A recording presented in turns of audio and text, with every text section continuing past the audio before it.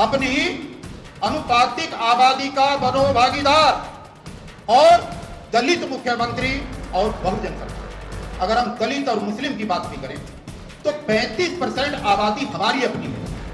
तो जब 35% आबादी हमारी अपनी है तो मुख्यमंत्री 3% की आबादी वाला क्यों बना है?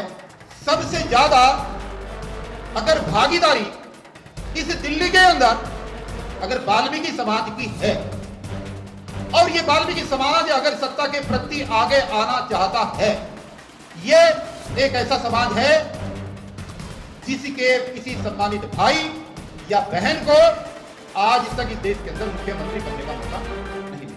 उपस्थित साथी आज अगर संकल्प लेकर के गए तो निश्चित रूप से आने वाली 2025 फरवरी के चुनाव के अंदर हम दिल्ली को एक दलित मुख्यमंत्री और बहुजन सरकार देने का काम करेंगे और हम सफल होंगे।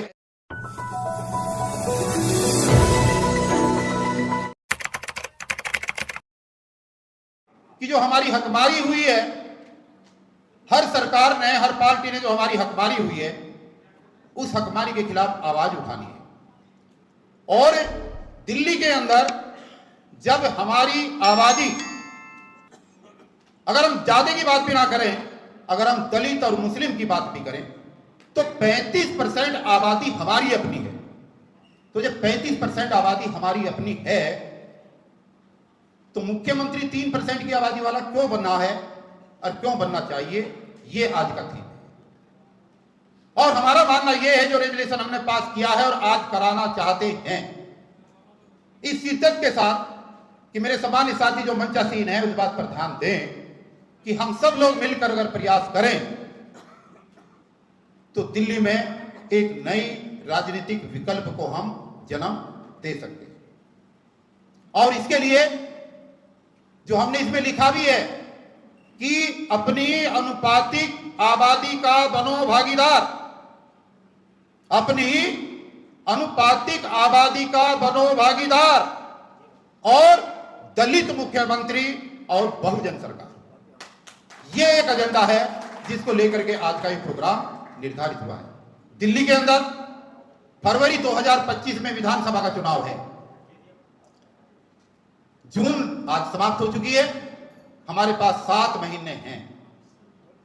इस 7 महीने में हम दिल्ली की 70 विधानसभाओं पर एक ऐसा मजबूत संगठन खड़ा करेंगे कि जहां सामाजिक सुरक्षा की दृष्टि से भी जहां कहीं अप्रिय घटनाएं हो जाती हैं, वहां भी अगर हमें इकट्ठा होना पड़े तो हम हजारों की संख्या में 1 घंटे या 2 घंटे के अंदर इकट्ठे हो सके।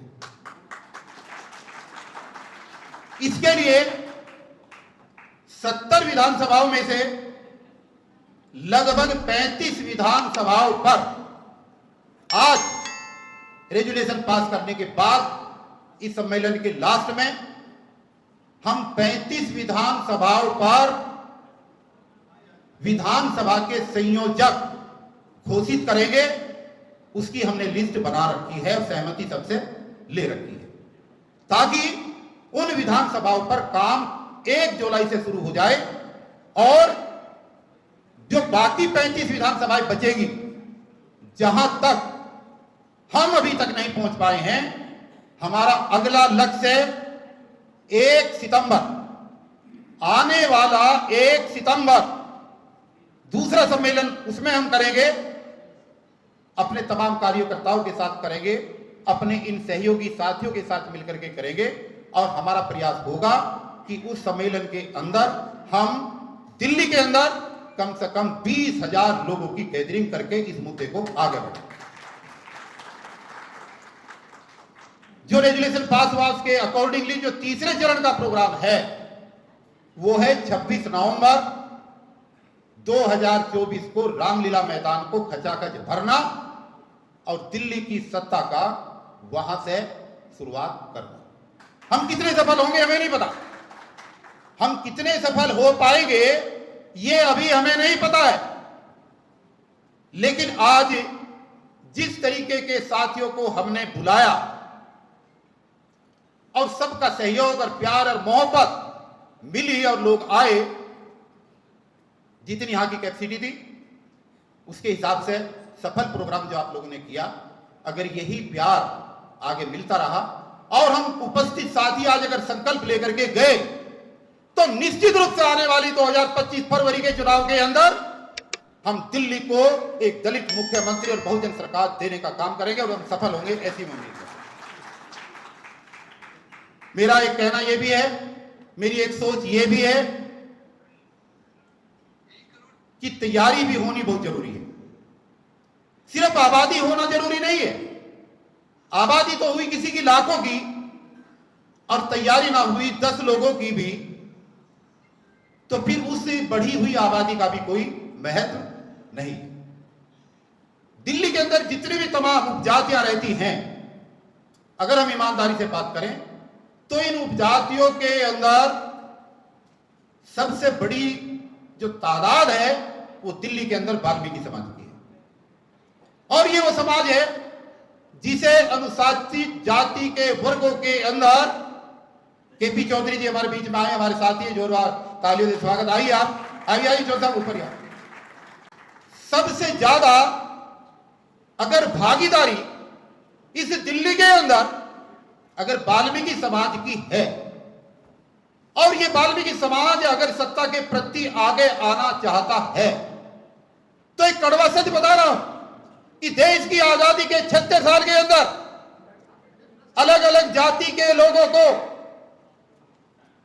अलग अलग प्रदेशों का अलग अलग समय पे मुख्यमंत्री बनने का मौका मिला।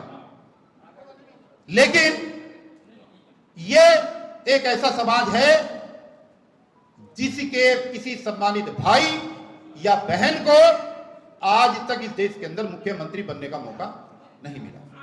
हमारा प्रयास होना चाहिए।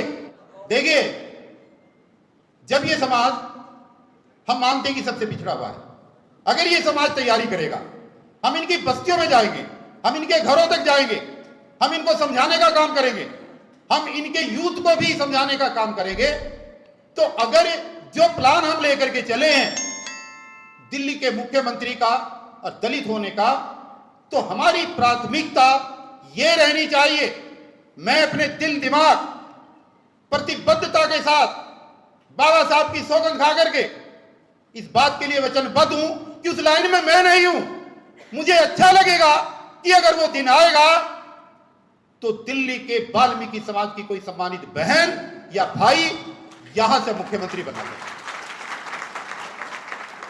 ये करने में अगर हम कामयाब हुए तो इसका मैसेज पूरे देश के अंदर जाएगा। ये 4 पॉइंट थे, और एक महत्वपूर्ण पॉइंट जो नया मैं आपके सामने रखने जा रहा हूं, और मैं अटेंशन चाहूंगा स्टेज पर बैठे हुए अपने तमाम सम्मानित साथियों से। दिल्ली के अंदर 17% रिजर्वेशन अनुसूचित जाति के लोगों को मिलता है। वो क्षेत्र चाहे राजनीति का हो, वो क्षेत्र चाहे सामाजिक नौकरियों के मामले का हो, और वो चाहे शैक्षणिक क्षेत्र हो, 17% रिजर्वेशन शेड्यूल कास्ट के लोगों को दिल्ली में मिलता है। अब ये लोग हैं कौन? ये दिल्ली के पैदा हुए लोग नहीं है। दिल्ली की टोटल आबादी का अगर 10% हिस्सा दिल्ली में दलित समाज में दिल्ली देहात का है, तो 90% लोग वो हैं जो देश के अलग अलग प्रदेशों से चल करके आकर के दिल्ली में बसे हैं। ऐसा ही है या नहीं है? जब अनुसूचित जाति के लोगों को, नागरिकों को देश के भिन्न भिन्न प्रदेशों से आकर इस दिल्ली में 17% रिजर्वेशन का लाभ मिल रहा है, तो इसी प्रदेश के अंदर झारखंड, नागालैंड, सिक्किम, राजस्थान और वो तमाम प्रदेश जहां के एसटी यहां पर दिल्ली में रहते हैं और वो यहां के वोटर हैं, तो उनको भी 7% का रिजर्वेशन दिल्ली में मिलना चाहिए। ये हम लोगों ने तय किया है और ये आवाज हम उठाएंगे। और अगर ये आवाज उठेगी तो नॉर्थ ईस्ट के जो लाखों लोग यहां पर, कम से कम 10 लाख लोग हैं, और राजेंद्र सिंघा साहब बैठे हैं, हमारे पास पूरी कैलकुलेशन है और सब जगह से लोग आए, बहुत बड़ी संख्या में मीणा है। भाई एक मीणा सेंट्रल गवर्नमेंट की तहत राजस्थान से दिल्ली आकर के बसा, यहां पर मकान बना लिया, यहां का वोटर, उसके बच्चे यहां पैदा हुए, तो जब बच्चे यहां पैदा हुए तो उसके बच्चों को रिजर्वेशन एसटी का क्यों ना मिले? मिलना चाहिए, नहीं मिलना चाहिए? तो ये जो ऐसी उपजातियां हैं जो अभी तक गंभीरता के साथ एससी एसटी के मामलों में दिल्ली में आंदोलन से दूर रहती है, उन लोगों को भी हमारे नजदीक आने में और हमें उन्हें अपने नजदीक लाने में सहूलियत मिलेगी और ये आवाज उठनी चाहिए।